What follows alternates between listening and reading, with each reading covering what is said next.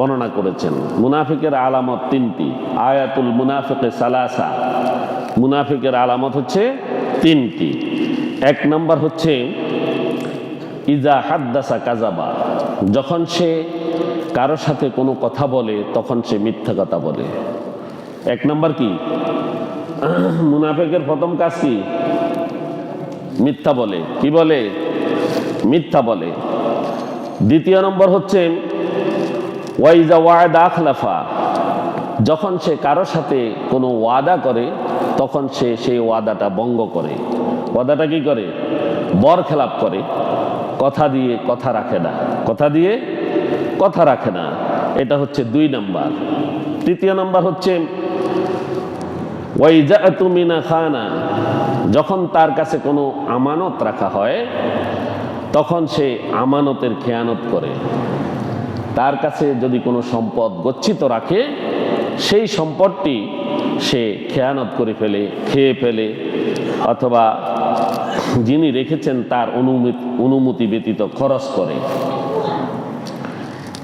সবগুলো আলামত একই জুমাতে আলোচনা করা সম্ভব নয়। সেজন্য আমাদের এই যে স্বল্প সময়ে আমরা শুধু একটা বিষয় নিয়ে আলোচনা করব, সেটা হচ্ছে ইজা হাদ্দাসা কাযাবা, যখন মুনাফিক কথা বলে তখন সে মিথ্যা কথা দিয়ে শুরু করে, মিথ্যা বলে। মুহতারাম হাজিরিন, বর্তমানে তো মিথ্যা আমাদের জীবনের সাথে একবারে ভালোভাবে মিশে গেছে, ঠিক কিনা? মিথ্যা আমাদের জীবনের সাথে এমনভাবে মিশে গিয়েছে যেমন রক্তকণিকা আমাদের শিরা উপশিরায় চলাচল করছে।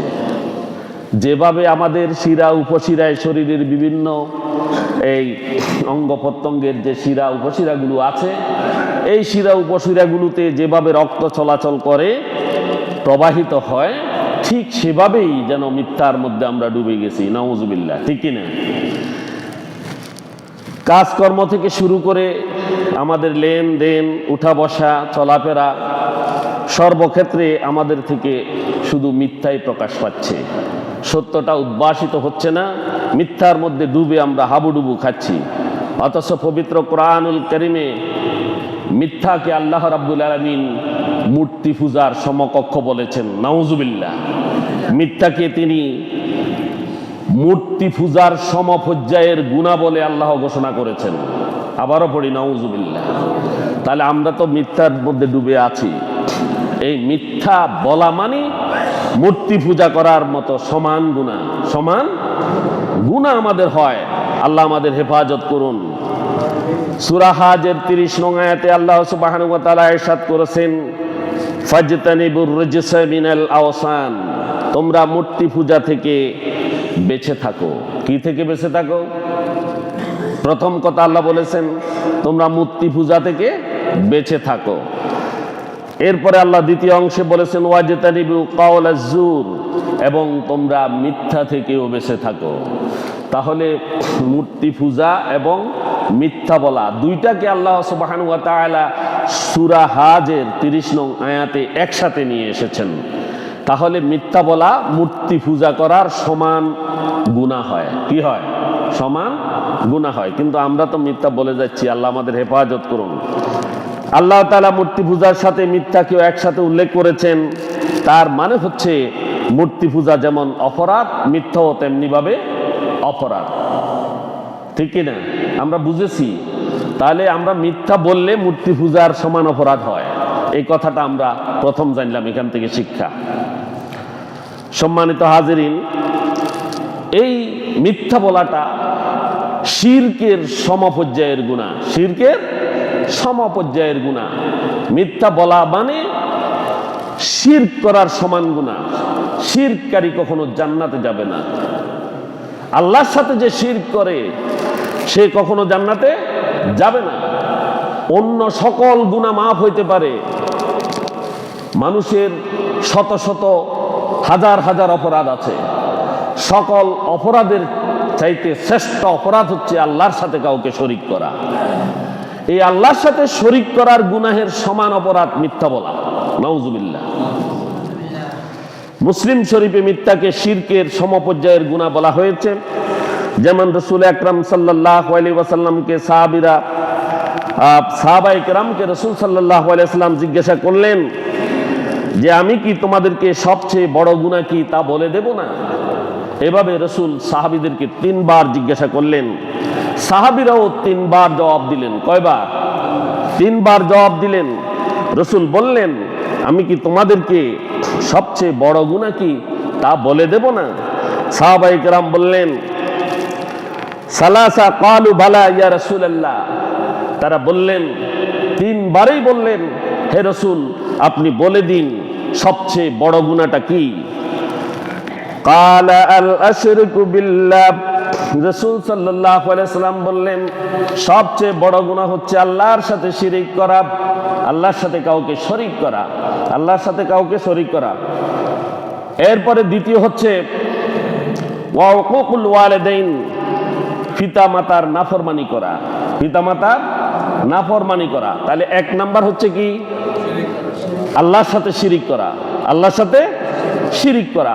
দ্বিতীয় নাম্বার হচ্ছে ওয়া উকুকুল ওয়ালিদাইন, পিতামাতার নাফরমানি করা। কি করা? পিতামাতার নাফরমানি করা। তৃতীয় হচ্ছে শাহাদাতে জুর আও কওলু জুর, তৃতীয় হচ্ছে মিথ্যা সাক্ষ্য দেওয়া অথবা মিথ্যা কথা বলা।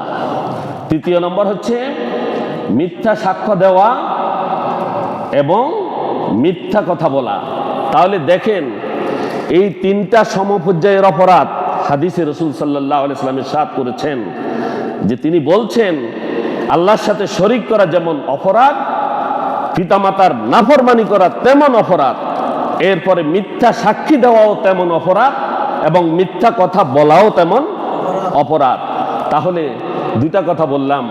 প্রথমটি বলেছি আমি যে কি বলেছি মনে আছে নি কারো? প্রথমটা কি বলছি? না, শিরিকটা তো এখানে বলছি, এর আগে আপনাদের কারো মনে নাই? যখন মিথ্যা বলে তখন ওই মিথ্যাটা মূর্তি পূজা করার সমান অপরাধ, মূর্তি পূজা করার সমান অপরাধ। 1 নাম্বার বলছি।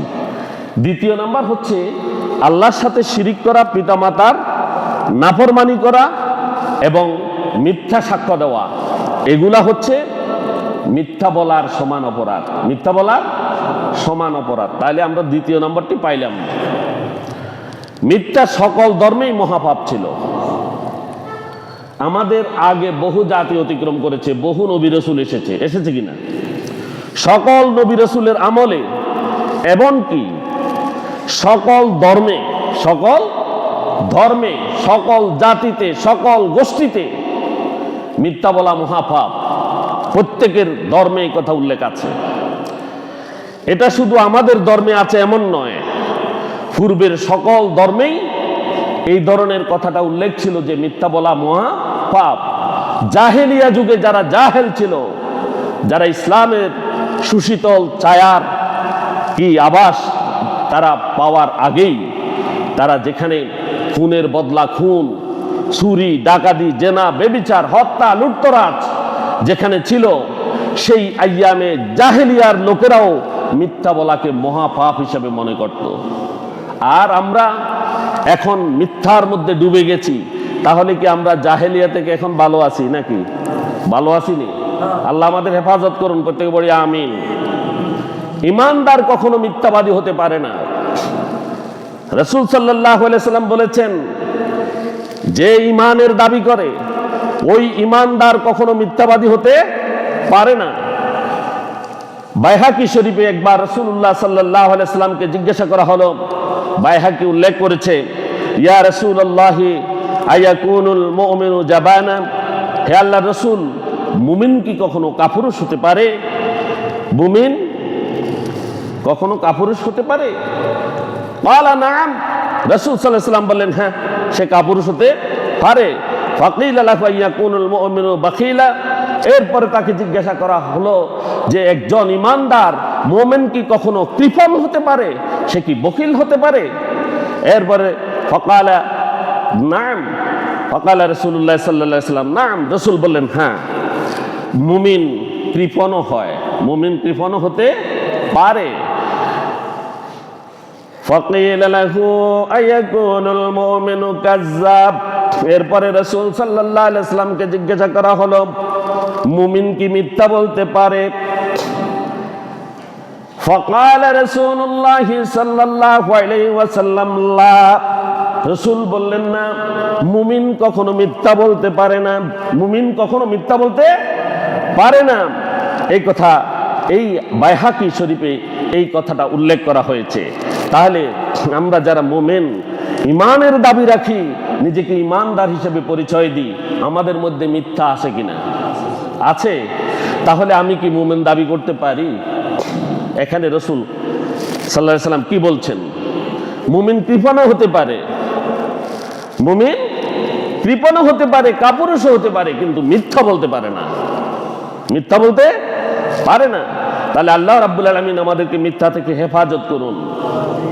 এজন্য ওলামায়ে কেরামগণ বলেছেন, মিথ্যা হলো সকল পাপের মূল, মিথ্যা হলো সকল পাপের মা জননী। মা জননী, মা যেমন তার সন্তানকে প্রসব করে, মিথ্যা সকল অপকর্মকে প্রসব করে। নাউজুবিল্লাহ। এটাকে উম্মুল আওয়াজও বলা হয়, অর্থাৎ সকল পাপের মা হচ্ছে মিথ্যা।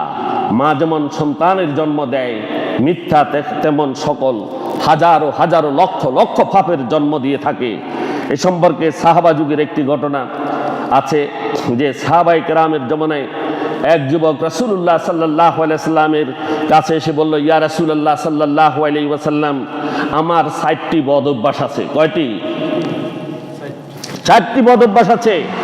1 নম্বর হচ্ছে আমি মদ খাই। 1 নম্বর অভ্যাস কি? আমি মদ্যপান করি। 2য় নম্বর হচ্ছে আমি চুরি করি রাতে। 2য় নম্বর অপরাধ, আমি রাতে কি করি? চুরি করি। 3য় নম্বর অপরাধ হচ্ছে আমি জেনা করি। কি করি? জেনা করি।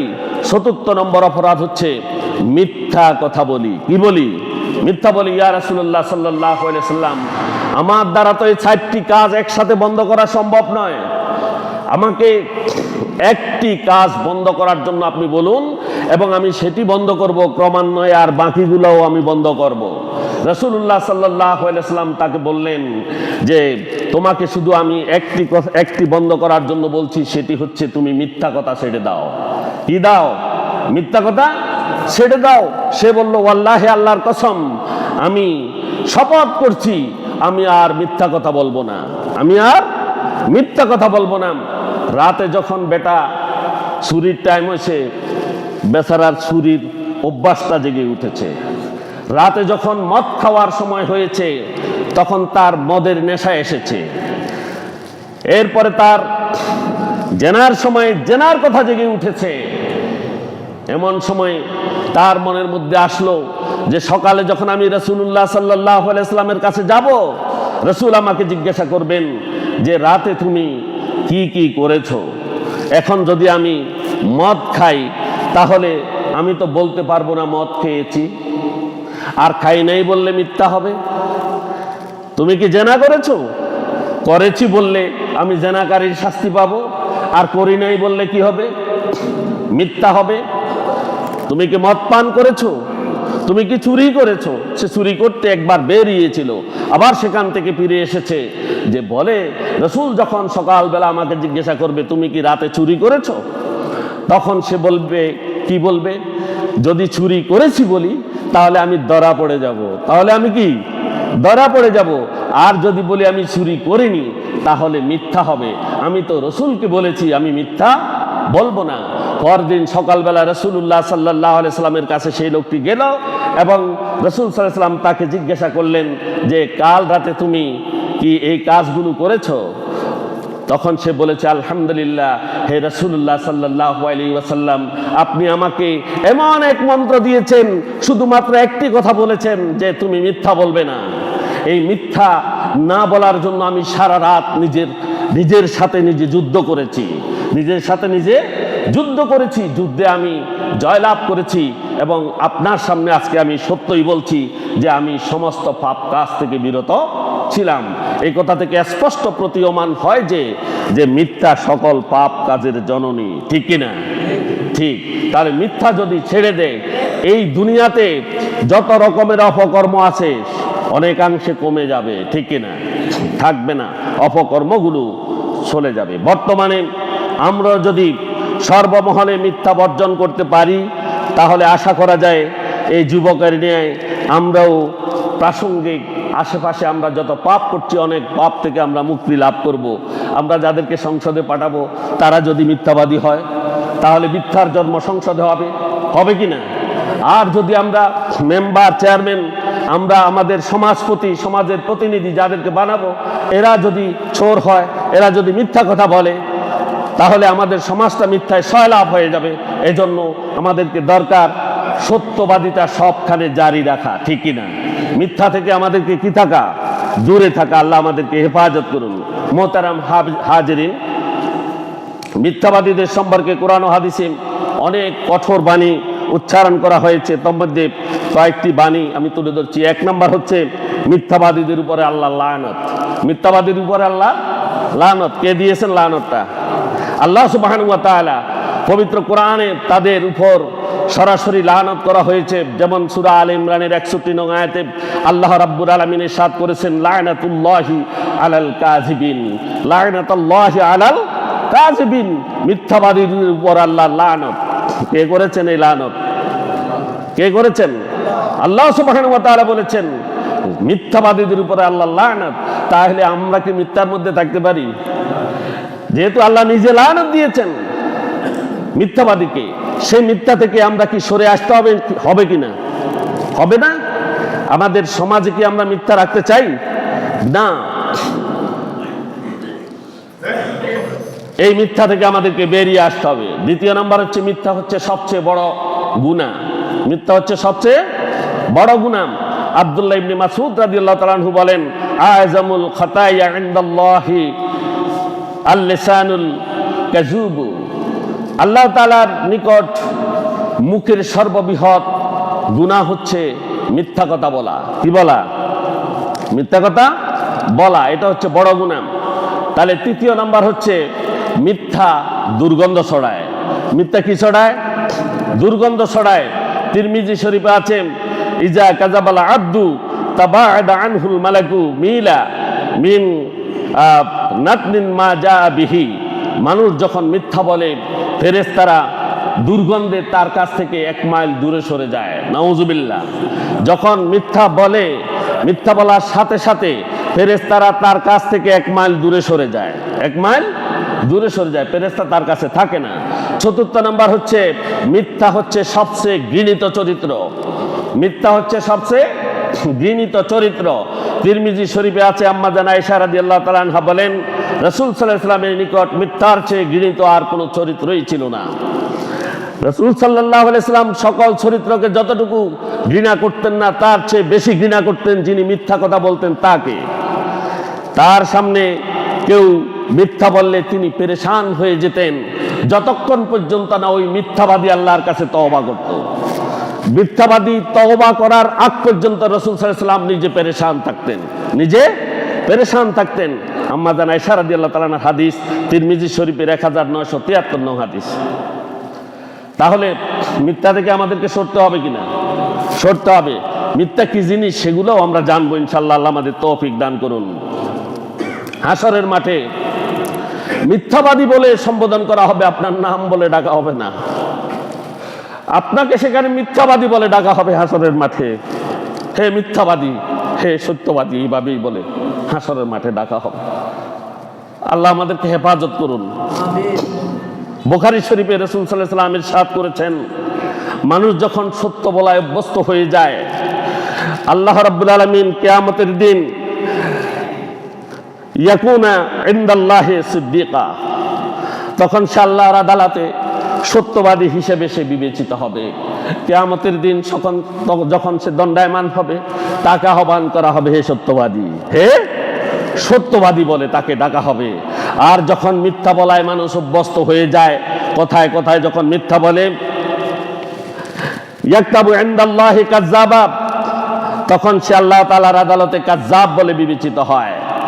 আর তার নামে কাযযাব হিসেবে তার নাম লিপিবদ্ধ করা হয় এবং হাসরের মাঠে তাকে মিথ্যাবাদী বলে সম্বোধন করা হয়। নাউজুবিল্লাহ।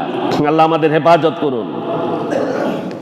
একটু চিন্তা করুন তো, হাসরের ময়দানে আমার আপনার নাম যদি মিথ্যাবাদীদের কাতারে উঠে এবং আমাদেরকে যদি মিথ্যাবাদী হিসেবে ডাকা হয়, তখন আমাদের কি অবস্থা হবে? তখন আমাদের অবস্থাটা কেমন হবে? তাই আসুন আমরা মিথ্যা বর্জন করি এবং অতীতের যত গুনাহ আমরা করেছি সেগুলোর জন্য মহান আল্লাহর কাছে তওবা করি। তওবা করে ফিরে আসলে রাসূল সাল্লাল্লাহু আলাইহি সাল্লাম খুশি হতেন, তার পেরেশানি বন্ধ হতো। আল্লাহ তাআলা আমাদের সবাইকে সত্যবাদী হিসেবে জীবন যাপন করার তৌফিক দান করুন, প্রত্যেকে বলি আমিন। মিথ্যার প্রচলিত কিছু চিত্র আমি আপনাদের সামনে তুলে ধরতে চাই। অনেকে হয়তো মনে করতে পারেন আমাদের দু একজন ছাড়া আর কেউ তেমন একটা মিথ্যা কথা বলে না। আমরা এটা মনে করি যে আমরা অনেকেই সত্যবাদী, হয়তো সমাজের মধ্যে দুই একজন মিথ্যাবাদী আছে। না, এই ধারণা আমাদের সম্পূর্ণ ভুল। আমরা সকলেই নানান ধরনের মিথ্যার মধ্যে ডুবে আছি, নানানভাবে মিথ্যার সাথে আমরা ডুবে গিয়েছি। অনেক শিক্ষিত দিনদার মানুষ, আলেম ওলামা, এরাও মিথ্যা বলে। এরাও কি বলে? অথচ তিনি জানেনই না তিনি যে মিথ্যা বলছেন, এই কথাটা তিনি জানেন না। এর কারণ হলো সমাজের প্রচলিত কিছু মিথ্যার রূপ আছে যেগুলো আসলেই মিথ্যা, কিন্তু সাধারণ মানুষ এগুলোকে মিথ্যা মনে করে না, সাধারণভাবে এগুলোকে মিথ্যা মনে হয় না।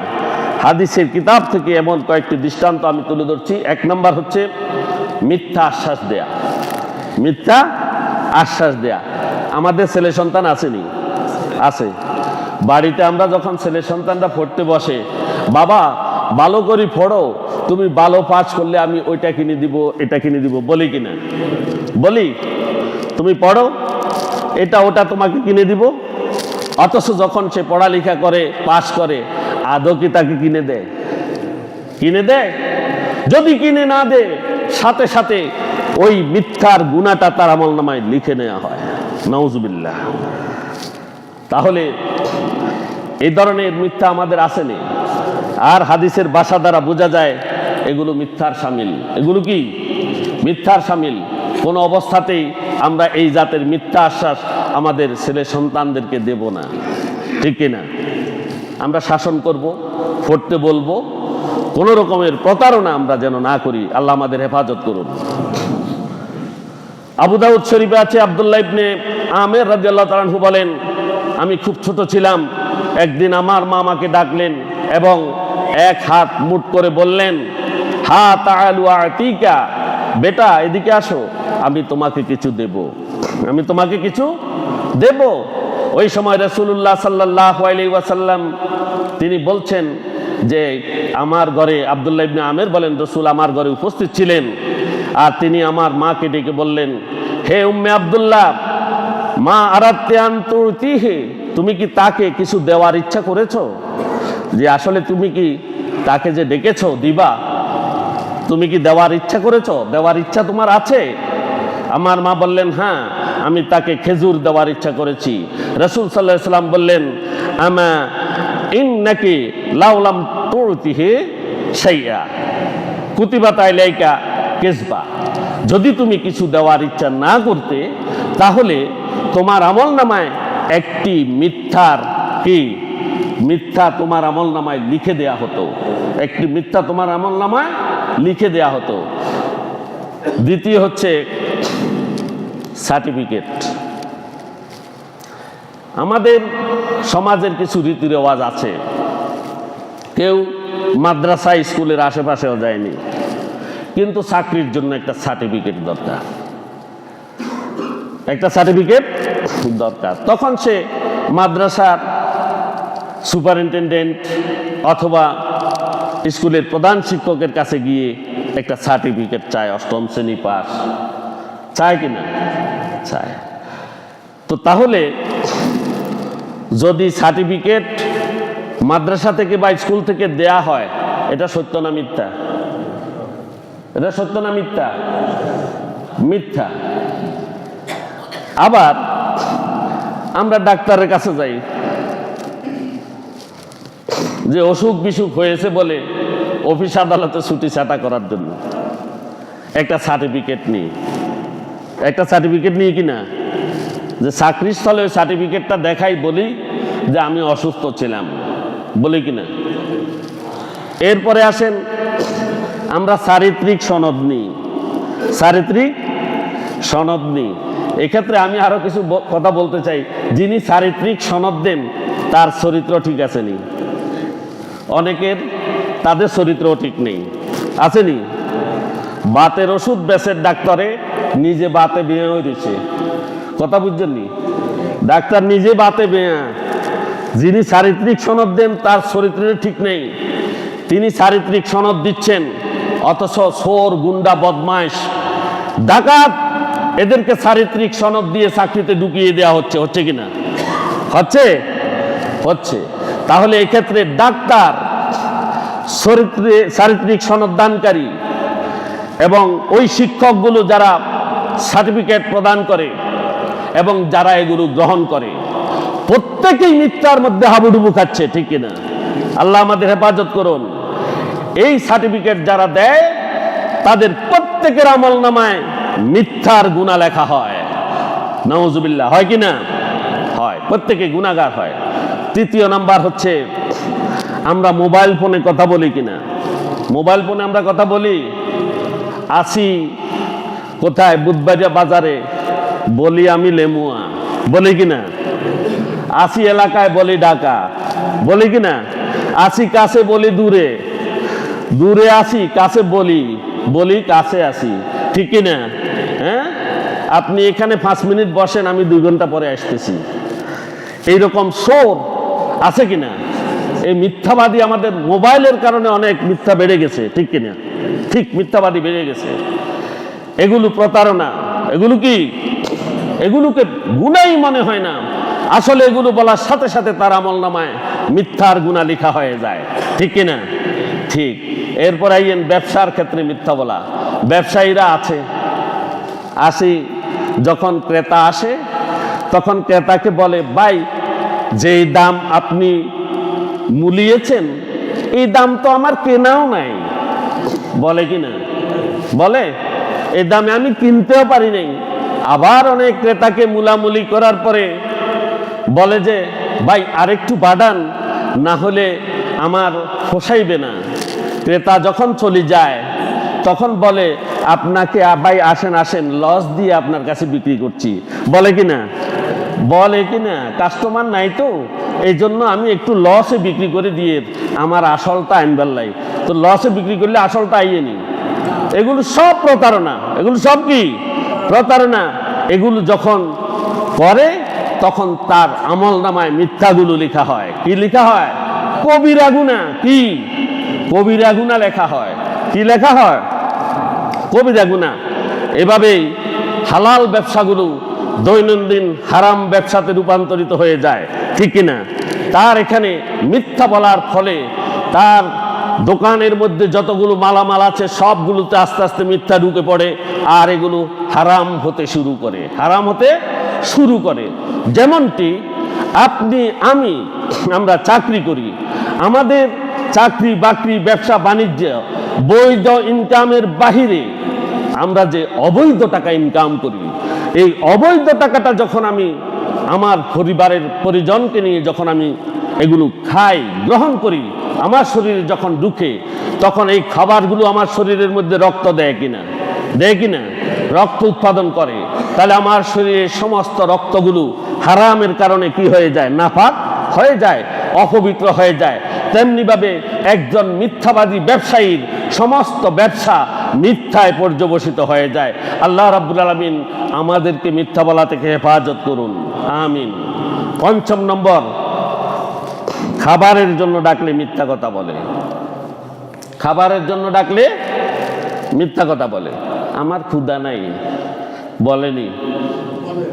আমার এই মুহূর্তে ক্ষুধা নেই, বলে। এক্ষেত্রে রাসূল সাল্লাল্লাহু আলাইহি ওয়াসাল্লাম কঠিনভাবে একটা কথা বলেছেন, তোমরা ক্ষুধা এবং মিথ্যা দুইটাকে একসাথ করিও না। ক্ষুধা এবং মিথ্যা দুইটাকে কি করিও না? একসাথ করিও না। আসমা বিনতে ইয়াজিদ রাদিয়াল্লাহু তাআলা আনহা বলেন, একবার রাসূল সাল্লাল্লাহু আলাইহি ওয়াসাল্লামের জন্য খাবার আনা হলো, আর সাথে রাসূল সাল্লাল্লাহু আলাইহি ওয়াসাল্লাম আমাদেরকেও ডাকলেন। আমরা বললাম, লা তাস্তাহিহি, আমাদের চাহিদা নেই। আমাদের কি নেই? চাহিদা নেই। রাসূল সাল্লাল্লাহু আলাইহি ওয়াসাল্লাম বললেন, লা তাহমানা জুআ ওয়া কাযবা, তোমরা মিথ্যা এবং ক্ষুধা পেটে দুইটাকে একত্র করো না, দুইটাকে একত্র করো না। অর্থাৎ পেটে ক্ষুধা রেখে কখনো তোমরা মিথ্যা বলো না। লজ্জায় পড়ে এই জাতীয় মিথ্যা আমরা অনেকেই বলে থাকি এলাকায়, ঠিক কিনা? বলি, ক্ষুধা লাগলে বলে আমার ক্ষুধা আছে, আমি খেয়ে ফেলবো। ক্ষুধা নাই এই কথা বলবেন কেন? এটা একটা মিথ্যা। আজ থেকে আমরা প্রতিজ্ঞা করি যে আমরা এই জাতের কথা বলবো না। আল্লাহ আমাদের হেফাজত করুন, প্রত্যেক বলি আমিন। 6 নম্বর হচ্ছে, কেউ টাকা যদি তার কাছে ধার চায়, তাহলে কি বলে? তার পকেটে টাকা আছে, নাই বললে মিথ্যা হবে নি? হবে? তাহলে আমি কি করব?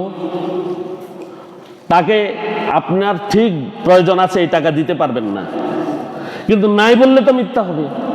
তাহলে আপনি কি করবেন? আপনি হয়তো বলবেন যে আমার কাছে যে টাকা আছে সেটা আমার প্রয়োজনীয় টাকা, তোমাকে দেয়া যাবে না। এটা বললে সে সন্তুষ্ট হবে কিনা? হবে না। আমার কাজে লাগবে, তাই তোমাকে, আমার কাছে টাকা আছে কিন্তু তোমাকে দেওয়ার মতো টাকা নেই, এটা বললে কোনো পাপ হবে না। কিন্তু যদি বলি ডাইরেক্ট টাকা নাই, তাহলে কি হবে? আবার কিছু প্রতারকও আছে। রাসূল সাল্লাল্লাহু আলাইহি ওয়াসাল্লাম বলেছেন, মান গাসসা ফালাইসা মিন্না, যে ব্যক্তি প্রতারণা করে সে আমার দলভুক্ত নয়। ক্যাশের মধ্যে টাকা আছে, তো গিয়েছে যাই, আমাকে টাকা দেন। বলে, ভাই তুমি একটু গুড়ি গাড়ি আসো, তুমি আর কি কাজ আছে এটা সারাই আসো। আসানোর আগে টাকাগুলা ক্যাশ থেকে নিয়ে ফ্যাঁসের মধ্যে ঢুকাই নিছে। সব ফ্যাঁসের মধ্যে ঢুকাই আসছে, আর বলতেছে যে ভাই টাকা তো সব ফেঁসে ফেঁসে বাজি গেছে, আমি তোমাকে কেমনে দিই? নাউজুবিল্লাহ। এটা প্রতারণা কি না? প্রতারণা না? এই জাতের প্রতারণাও করা যাবে না। বলবেন টাকা আছে, তোমাকে দেওয়ার মতো নাই, যেটা আমার প্রয়োজনে পড়বে আমি তোমাকে দিতে পারছি না। তাকে সন্তুষ্ট চিত্তে একটি জবাব দিয়ে তাকে সন্তুষ্ট করবেন, আপনিও মিথ্যা থেকে বাঁচবেন। আল্লাহ আমাদের হেফাজত করুন। এরপরে হাসি ঠাট্টার স্থলে আমরা মিথ্যা কথা বলি, ঠিক কিনা? বন্ধুদের সাথে যখন আমরা কোনো আড্ডায় গিয়ে বসি, তখন আমরা অনেক সময় আজে বাজে কথা বলি, ঠিক কিনা? এগুলো সব মিথ্যা। এগুলো সব কি? আসলে এগুলোর কোনো ভিত্তি নেই। কারো গীবত করি বসি, কারো উপরে আমরা মিথ্যা অপবাদ দিতে থাকি। বিশেষ করে চা দোকানে বসলে, কার বাড়িতে কি হয়েছে, মাশাআল্লাহ মাশাআল্লাহ, কার বাড়িতে কি হয়েছে, কার ঘরে কি সমস্যা, সব চা দোকানে বলা হয়, ঠিক কিনা? বলে কিনা? এগুলো সব অপবাদ, মিথ্যা। তখন কেউ তাকে যখন সতর্ক করে, তখন সে হেসে উড়িয়ে দেয় যে ভাই মজা করছি। কি করছি? মজা করছি। অর্থাৎ ব্যাপারটাকে তারা খুব সহজভাবেই নেয়, কিন্তু আসলে এটি সহজ নয়। তিরমিজি শরীফে আছে, এমন মিথ্যা বা বানোয়াট কথা জন্য তাকে 70 বছর জাহান্নামের আগুনে জ্বলতে হবে। নাউজুবিল্লাহ। কয় বছর? 70 বছর তাকে জাহান্নামের আগুনেই জ্বলতে হবে। ইন্না রাজুলা লা ইয়াতাকাল্লামুনা বিকালিমাতিন লা ইয়ারা বিহা ইয়া সায়াহদি বিহা 70 খারিফাম মিনান ফিন্নার। মাঝে মাঝে মানুষ এমন কথা বলে ফেলে যাকে সে তুচ্ছ মনে করে, তার গুনাহ হবে না মনে করে, অথচ এর জন্য তাকে 70 বছর জাহান্নামের অতল গহ্বরে তাকে নিক্ষিপ্ত করা হবে। নাউজুবিল্লাহ। আল্লাহ আমাদের হেফাজত করুন। তিরমিজি শরীফের অপর হাদিসে এসেছে, ওয়াইলুল লিল্লাযিনা ইউহাদ্দিসু বিল হাদিসে লিইউদহিকা বিহিল কাওলে ফায়াকযিবু ওয়াইলুল লাহু ওয়াইলুল লাহু। রাসূল সাল্লাল্লাহু আলাইহি ওয়াসাল্লাম 3 বার বলেছেন, ধ্বংস হোক যে শুধু মানুষকে হাসানোর জন্য মিথ্যা বলে। যে মানুষকে হাসানোর জন্য মিথ্যা বলে, এভাবে রাসূল 3 বার বলেছেন, তার ধ্বংস অনিবার্য। সে ধ্বংস হোক। সে কি হোক? ধ্বংস হোক। তাই মজার ছলে হোক বা অন্য কোনোভাবে হোক, মিথ্যা থেকে সর্বদা বিরত থাকতে হবে। এরপরে আসেন, মা বোনেরা শুনেন ভালো করে, হাঁস মুরগি তো পালেন। হাঁস মুরগি পালার সময় আপনারা ওইটাকে কি বলে? গামলানে বলে, মালসা। মালসা। ওই মালসার ভিতরে কিছু না দিই হাত দিয়ে মোরগরে ডাকে, ডাকে কিনা? মালসার ভিতরে কিছু দেয় নাই, ওই গামলার ভিতরে কিছু না দিয়ে মোরগকে ডাকে, আর মোরগগুলো আসে তখন ধরে পা বেঁধে বাজারে দেয়, ঠিক কিনা? ঠিক। এই প্রতারণা করা যাবে না। আপনি আদার দেবেন, আপনি কি করবেন? ওখানে আদার দেবেন, আর আদার যদি না দিয়ে এইভাবে প্রতারণা করেন তাহলে আপনি হাঁস মুরগির সাথেও প্রতারণা করলেন, এবং আপনি এটার জন্য জবাব দিতে হবে। রসুল বলেছেন, মান গাসসা ফালাইসা মিন্না, যে প্রতারণা করে সে আমার দলভুক্ত নয়। বুখারী রহমতুল্লাহ আলাইহি এক মুহাদ্দিসের কাছে তিনি হাদিস সংগ্রহ করতে গেলেন। হাদিস সংগ্রহ করতে গিয়ে তিনি একটি চাদর বিছালেন। তিনি দেখতে পেলেন মুহাদ্দিস সাহেব চাদর বিছালেন, আর চাদরের মধ্যে কোনো গোড়ার জন্য কোনো খাবার না দিয়ে সে ওই চাদর বিছালে গোড়া মনে করে এখানে গোড়া খাবার দেওয়া হয়েছে, তখন গোড়াটা আসে। ইমাম বুখারী দেখলেন ওই মুহাদ্দিস সাহেব ওই চাদরের মধ্যে কোনো খাবার দেননি, খাবার দেননি। তখন ইমাম বুখারী তার কাছ থেকে হাদিস গ্রহণ করেননি। সুবহানাল্লাহ, তার কাছ থেকে হাদিস নেননি। এই প্রতারক, এ কি প্রতারক, প্রতারণা করছে। সুতরাং আমাদের প্রতারণা করা যাবে না, প্রতারণা করা যাবে না। ধোঁকাবাজি, এটি ধোঁকাবাজি। 3 অবস্থায় মিথ্যা বলা জায়েজ আছে। কোন অবস্থায়? কয় অবস্থায়? 3 অবস্থায়। আমি সংক্ষেপে বলে ফেলছি যে 2 পক্ষ ঝগড়াঝাটি লেগে মারামারির সম্ভাবনা আছে, এখানে হত্যার সম্ভাবনা আছে, প্রাণ নাশের সম্ভাবনা আছে। তাদের ঝগড়াটাকে মিটানোর জন্য সেখানে মিথ্যা বলা জায়েজ আছে। সেখানে কিভাবে বলবেন? যে আমি তো অমুক পক্ষকে দেখেছি তোমাদের খুব প্রশংসা করতেছে। আসলে প্রশংসা করেন না, প্রশংসা করতেছে না, কিন্তু এদেরকে গিয়ে বলা যে তারা তো তোমাদের বিরুদ্ধে কিছু বলছে না, ভালো কথা বলছে, তোমাদের প্রশংসা করছে। আবার ওই পক্ষকে গিয়ে বলা এরাও তোমাদের বিরুদ্ধবাদী নয়, তারাও তোমাদের প্রশংসা করছে, খুব ভালো, তারাও তোমাদেরকে ভালো বলছে। এরাও এখানে বললেন এই জাতের কথা বলে উভয়ের ঝগড়া জাতি থেকে দূরে রাখার জন্য মিথ্যা বলা যাবে। কথা বুঝে আসছেন? এই ফাসাদ থেকে দূরে রাখার জন্য। আরেকটি হচ্ছে স্বামী স্ত্রীর মিল মোহব্বত রাখার জন্য মাঝে মধ্যে মিথ্যা কথা বলা যায়। সেটা মিথ্যা হয় না, সেটা এভাবে বলা, যেমন স্ত্রীকে বলা যে তোমার তরকারি আসলে খুবই স্বাদ, যেটা অন্যরা কেউ রাঁধতে পারে না, অন্যরা কেউ রাঁধতে পারে না। আসলে তুমি আমার বাড়িঘর যেভাবে তুমি পরিষ্কার রাখো, যেভাবে স্বাচ্ছন্দ্যে আমাদের পরিবার তুমি চালাচ্ছ, অন্যান্য পরিবার এরকম নয়, অন্যান্য পরিবার এরকম নয়, আমি দেখি না। আসলে আমার কপাল ভালো, আমার ভাগ্য ভালো, আমি তোমার মতো একজন ভালো স্ত্রী পেয়েছি। এই জাতের কথা বলা যায়নি? যাবেনি? যাবে। নিজের ঘরকে সুন্দর করার জন্য এগুলো বলতে পারবেন। আবার স্বামী স্ত্রীর যদি বিচ্ছেদ ঘটে যায়, বিচ্ছেদের সম্ভাবনা থাকে, তাহলে সেখানে প্রশংসার মাধ্যমে তাদের সংসার রক্ষা করার জন্য প্রশংসা করে সেখানে তাদের সংসার টিকানো যাবে, টিকানো যাবে। সত্য কথা বললে তাদের বিচ্ছেদ হয়ে যাবে, তাহলে সেখানে সংসার টিকানোর জন্য উভয়ের প্রশংসা করা যাবে।